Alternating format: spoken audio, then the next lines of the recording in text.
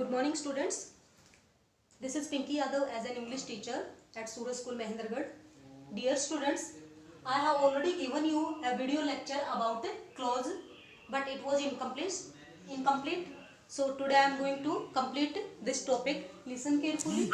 Today we will discuss about the clause type, its types and functions.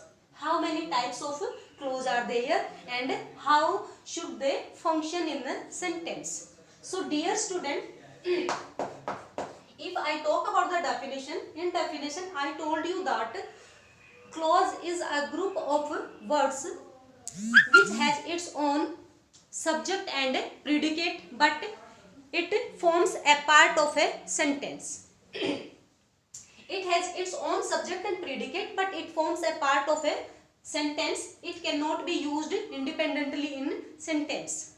So, just like if I write here an example. I know what you say. Dear student, here there are two clauses. One is principal clause and the other is dependent clause. First, I know, and second is what you say. So there are two clauses here. You already know about this because I told you in last video. I know, it is a principal clause. How can we call it principal clause? Because it has its own subject and predicate. It does not depend on any other clause to give its meaning. That's why it is called principal clause. And the other is what you say, जो तुम कहते हो. So it does not give complete meaning. It depends on this clause to give its complete meaning. That's why it is called dependent clause. It is not able to give its meaning. That's why it is called subordinate or dependent clause. So, dear student, this is the example of a clause. Now we are talking about the types of clauses. So, dear students, there are three types of clause. First, principal clause. The other is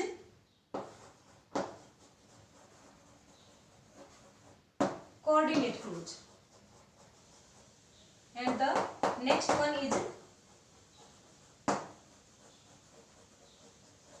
subordinate clause. Dear students, there are three types of clause.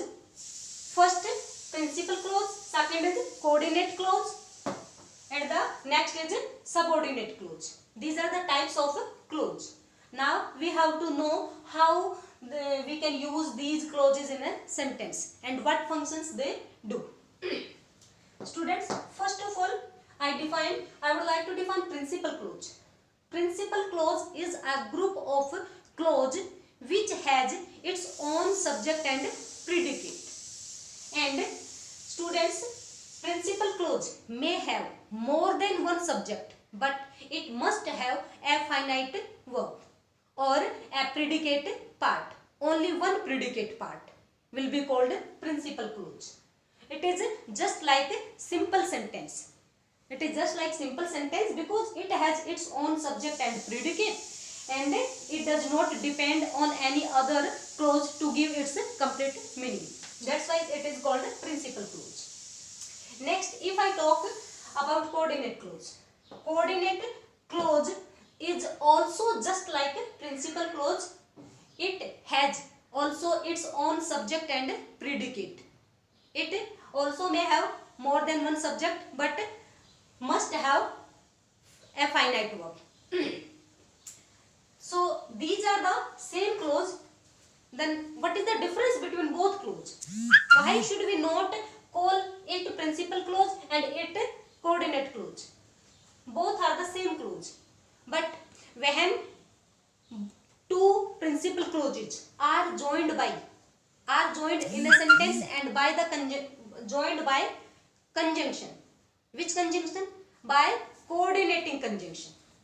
If we want to join two principal clauses in a sentence and we use coordinating conjunction, so one clause will be principal clause and the other will, which is joined by coordinating conjunction, will be called coordinate clause. And coordinate clause, if I tell you or if I give you about the conjunction, so in last video I told you about the conjunctions also.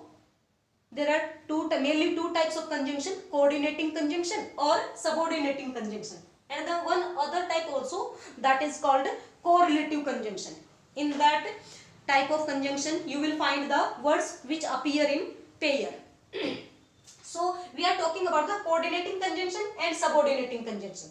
Mainly there are two types of conjunction. I am talking about coordinating conjunction and subordinating conjunction.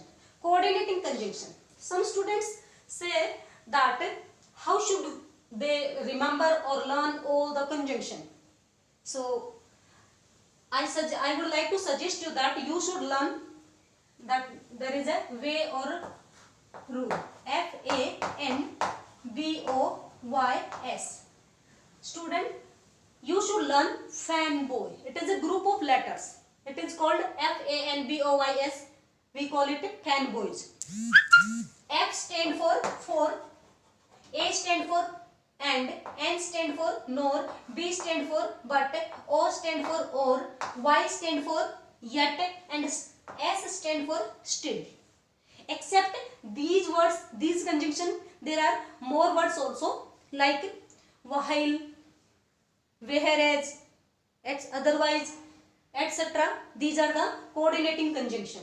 So you have to learn these conjunction to know about the coordinate clause. You must learn conjunction before learning the clause, because clause and conjunction both topic correlates each other. एक दूसरे से relate करते हैं ये. Before learning the clause you have to learn conjunctions. After that you can recognize about the clauses. So coordinate clause is joined by the coordinating conjunctions, and coordinating conjunctions make coordinate clause. Next, subordinate clause. Subordinate clause also, it is also a group of words. It has its own subject and predicate and it forms a part of sentence, but it is joined by the subordinating conjunction. For coordinating clause we have to learn coordinating conjunction, and subordinating clause we have to learn subordinating conjunctions. So subordinating conjunction, if that, whether, so that, because, when, where, till, until, thou, since, because, although, and some pair words also, list, should, as, so. There are many subordinating conjunctions are remaining. You have to learn all the conjunction before learning clause. So subordinate clause is joined by subordinating conjunction, and subordinating conjunctions make subordinate clause. So it is very important to learn conjunctions, coordinating conjunction and subordinating conjunctions. Students, I am giving here examples. By discussing or by learning these examples, we should know or we will know about the clause types.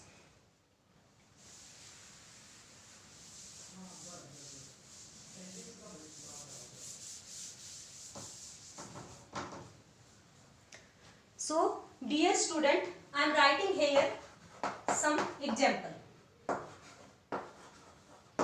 I don't know where he lives. Dear students, this is an example in which we have to find which conjunction have been used first of all. It is a complex sentence. It is a complex sentence, and complex sentence we have to find out first of all which conjunction have been used here. So here I don't know where he lives. I is subject, it is action word, helping verb, and it is the main verb. So it is, there are two clauses here. I don't know, मैं नहीं जानता. It gives complete meaning. So the clause which gives complete meaning, which does not depend on any other clause to give its complete meaning, is called principal clause. So it is a principal clause. And where he lived, it is not able to give its complete meaning. That's why we call it dependent clause, not independent clause. So it is a dependent clause. But dependent clause, I told you that how should we recognize? How can we say that it is a subordinate clause? Why should we not call it coordinate clause?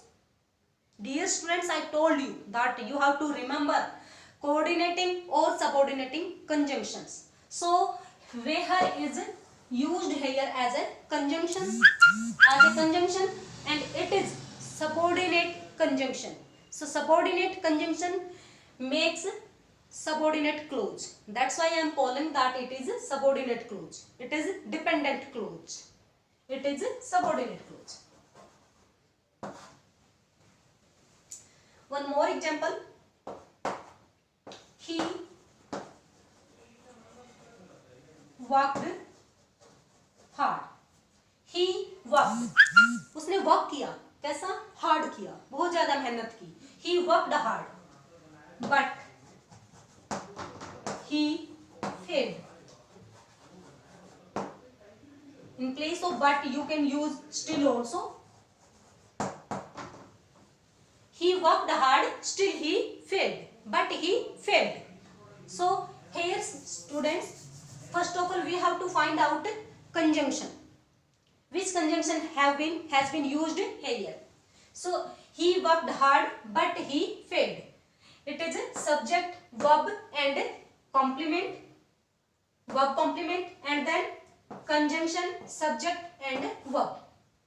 There are two clauses here. Both the clauses have their own subject and predicate, but they forms part of a sentence. Here it is conjunction and it is coordinating conjunction. But coordinating conjunctions make coordinating clause.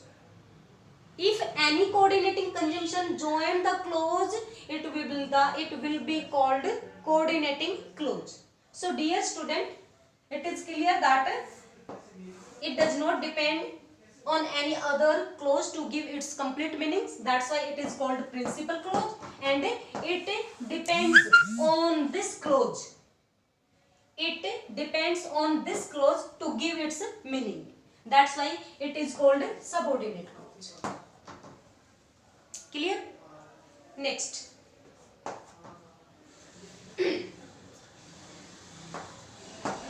God made the country. God made the country and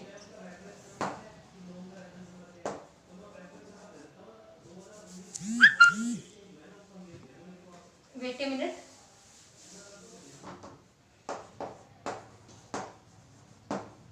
God made the country and man made the town. So dear students, first of all we have to find out conjunction. Which conjunction has been used here? God made the country. God, subject, made, verb, and country, object. So God made the country. It is a clause. And the other clause is man made the town. Man, subject, made, verb, and object. So it is also a clause which has its own subject and predicate. But both clauses in this sentence are coordinating clause, principal clause. Coordinating clause are here, but the clause has been used by a conjunction, which is coordinating conjunction. I told you that the clause which is joined by coordinating conjunction makes a coordinate clause. So here it will be called principal clause, and the clause which has been joined by coordinating conjunction will be called coordinate clause. So it is a coordinate clause, coordinating clause, or it is a principal clause. In this sentence also I told you about that. Sorry, point to be noted. He worked hard but he failed. In that sentence I explained that it is coordinate conjunction, but it is coordinate conjunction, he failed. It was also independent clause, and I written here, I told you that coordinate, but by mistake I have written here subordinate. It is coordinate. So these are the example of coordinating clause, and it is the example of subordinating conjunction, subordinate clause. So like these examples, students, you have to learn coordinating and subordinating conjunction. After that you can recognize all the clauses in the sentence. Next, now we will talk about the functions of the clause. Functions of the clauses and types of the subordinate clause. Dear students, I told you that principal clause, I mean to say coordinate clause or subordinate clause. There are mainly two types of clause, because coordinate clause also just like principal clause. So we call it coordinate clause as well as principal clause. So if I talk about the subordinate clause type, subordinate clause. Subordinate clause type. There are three types of subordinate clause. One is noun clause. Second is adjective clause. And the third one is adverb clause. Students, these are the types of subordinate clause. And they can be used, and we use these types of subordinate clause